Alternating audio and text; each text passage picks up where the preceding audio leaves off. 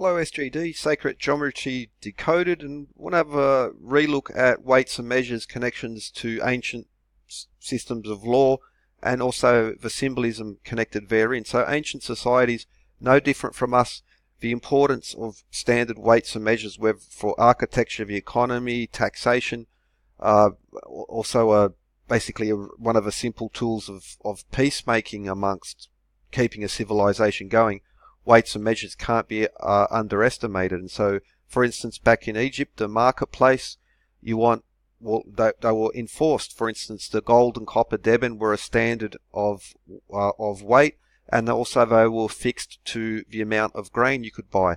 But whether you're buying cloth, medicines, cosmetics, anything, the importance of standardized weights and measures and understanding, because they weren't using coins in the way that we have now. So they would have to, for instance, if you come with copper to pay or gold to pay, it would be measured. There wasn't like a pre-stamped guaranteed weight coin. But also for taxation purposes, landowners would have their land measured.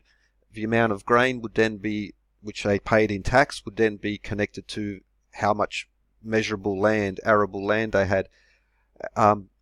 And also the rope stretchers who used a 3-4-5 triangle to develop right angles, especially after the Nile flood. Some land might be lost to the flood or gained in silt, and your taxes would be adjusted therein. Or whether it's architecture, so being able to weigh things and know how much it is weight, how much force needs to be applied, how to fit things together. Weights and measures is an essential standard, no different from then as what there is now. So Book of the Dead, famously we see Thoth and Anubis weighing the heart against the feather to as part of a journey into the next life, next world, the Duat journey. But the weights and measures also in the symbolic spiritual sense as well. But who was Thoth? Well, he was a god of knowledge, of magic, basically of science, and the connection to, well, the rods, measuring rod, Upper and Lower Egypt, but he was the god of weights and measures. And so, famous Book of the Dead, spell 25, you can, so many direct connections over to, for instance, the books of law in the Old Testament. I have not reduced a measuring vessel. A measuring vessel would be a jar, for instance, that would be filled with grain or liquid, and from that, the official standards were determined. I've not reduced the measuring cord, so whether you're selling cloth, land, you have just like now, you don't have a short ruler or a long ruler, depending if you're buying or selling. It's a way of cheating. I have not encroached on the field, so for instance in taxation, firstly you don't want to steal land from another person, but you don't want to move land borders to reduce your taxes at the expense of someone else. I have not added to the pan scale, so again you have not. When you're selling, especially, you would, or buying, again, you have not cheated the pan scale. So, and I've not tampered with the plumb bob of the scales. There we see the plumb bob and a way of adjusting. So, usually you see two pans on either side, but there are also scales you might be familiar with. We see like a long stick, and there's one pan, and then you would adjust the plumb bob, and you can determine weights from there as well. So, it's not just about tax, it's connected to morality as well, and a life well led. Now, Code of Hammurabi, famous to do with standardization of laws. If you can get the translation of the Code of Hammurabi, and it deals specific, how much compensation must be paid for this, how much you must give for that. And so again, standardizing for weights and measure systems, also standardizing laws, and the connection between law and weights and measures, it's impossible to separate them. So there we see Hammurabi receiving the royal insignia, or the rod and the ring, or the rod and the cord, which is a symbol of weights and measures, because the king, the queen, the high priests are the ones which determine what they are. They're the ones who then charge taxes, for instance, but they also enforce these laws in the marketplace. So he is receiving, some say Marduk, some say Shamash, but here we see a later depiction of the sun god Shamash, who was also the god of justice, morality, and truth. Truth in weights and measures, morality in your dealings, and justice for those who cheat the laws.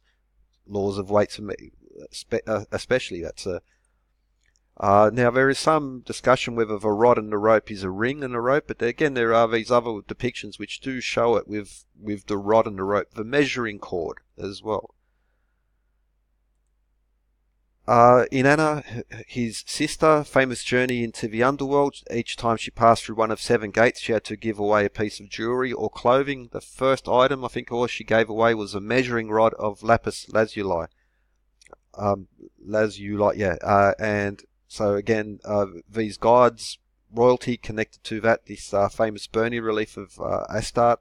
Again, she's got the same symbol. Royal authority, the royal insignia. Now, Nancy was also an important goddess in that Mesopotamia, that she especially was a protector of poor people against cheating weights and measures, cheating land boundaries. And so, for instance, she was the guarantor of boundaries, that people weren't taking your land from you, adding land to your border temporarily to cheat their taxes. Also to weigh silver with standard weights, to standardize the size of reed baskets, which would also apply to because tax would be defined on so many jars of grain or beer, and so you would have to have standardized ones, and that the government officials or whether people you were doing business with weren't cheating. There would be standard sizes for these. So she was, again, so important. Whether it's Zeus, you also see Athena, the lawgivers, people to do with morality, especially Athena, wisdom and defensive arts, but the scepter and the orb, which is also later in Christian symbols as well, the scepter and orb, and also the kings and queens still to this day. It's a potent symbol of their authority.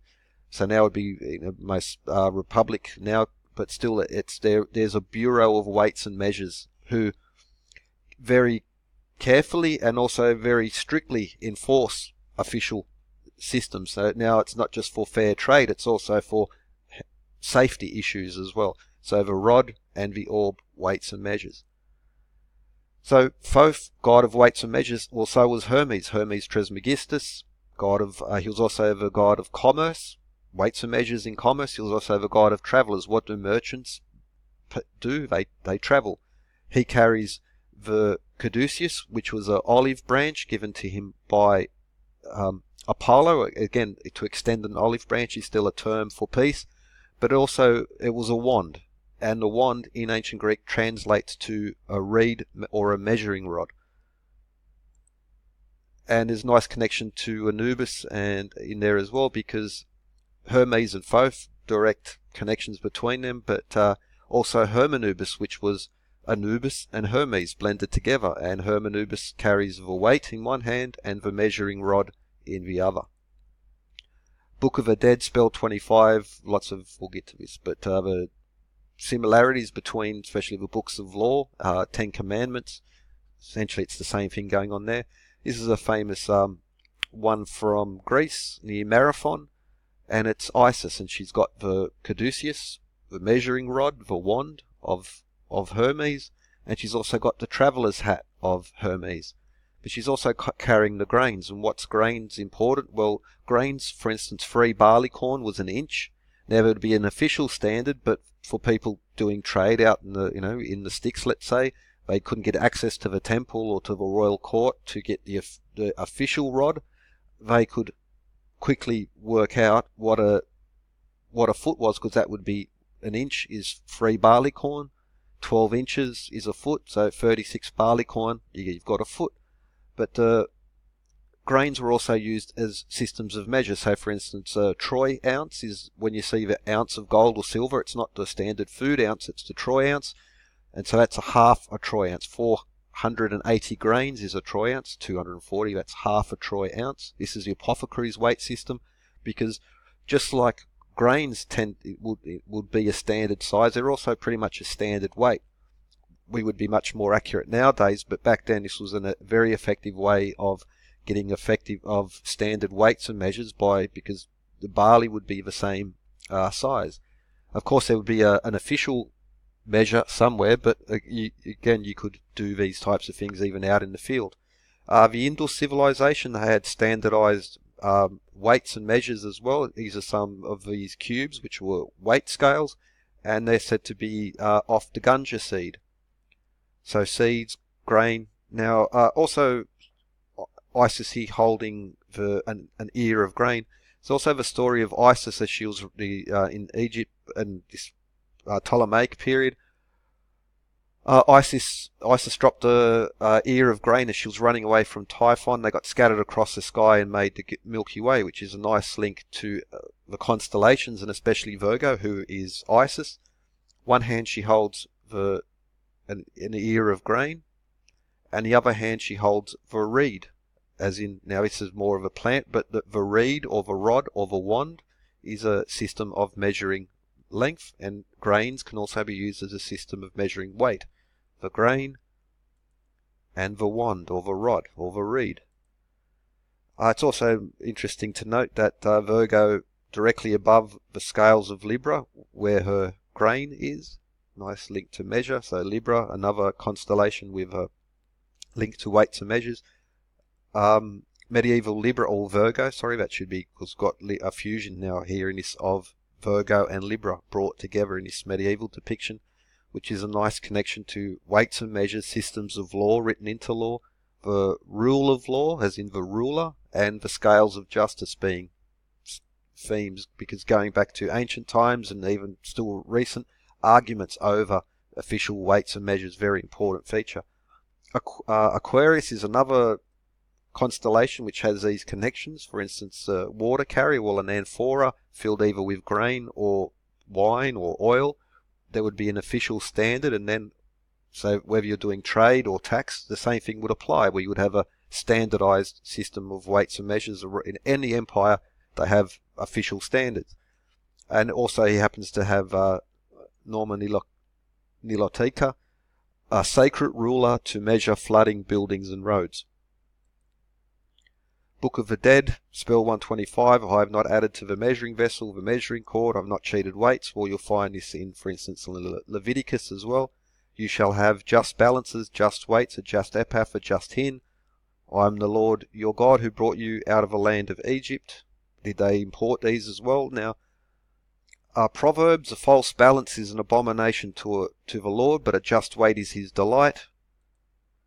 Proverbs, diverse weights and diverse measures are both alike an abomination to the Lord. Don't cheat. It's very important, to do trade morally, to live a moral life. You need to be honest, and whether it's trade, tax, temple tax, whatever official weights and measures, and people would don't get caught cheating them. There's very strict penalties for this type of thing. Not even too long ago, even still now, not the death penalty anymore for that stuff. You shall not have in your bag two kind of weights, a large and a small. You shall not have in your house two kinds of measures, a large and a small. A full and a just weight you shall have, a full and a just measure you shall have, that your days may be prolonged in the land which the Lord gives you. So, for all who do such things, all who act dishonestly, you are an abomination to the Lord. Don't cheat with these things, and it's embedded in there. So the Magna Carta, famous book, famous development in the legal system. Part 35, there shall be standard measures of wine, ale and corn throughout the kingdom. There shall be a standard width of dyed cloth, russet, etc. So now that applied mainly to the nobility, but they petitioned the king because he was always adjusting things, and he would charge tax, and he would say, oh no, now the yard is this much, now the weight is this much. And so they forced him to bring in official standards. And again, these connections, there's a law, weights and measures, going back to ancient times. US Constitution, Article 1, Section 8, under the United States, Congress shall have the power to coin money and regulate the value of, or of foreign coin, and to fix standards of weights and measures. So the law, weights and measures, the modern time going back to the beginning of recorded civilization, embedded in books of law, in rituals, in even astrological symbols, and it can't be separated from these facets of it, and it can't be underestimated, the importance of it. So both then and now, weights and measures, very important thing. Have a good one.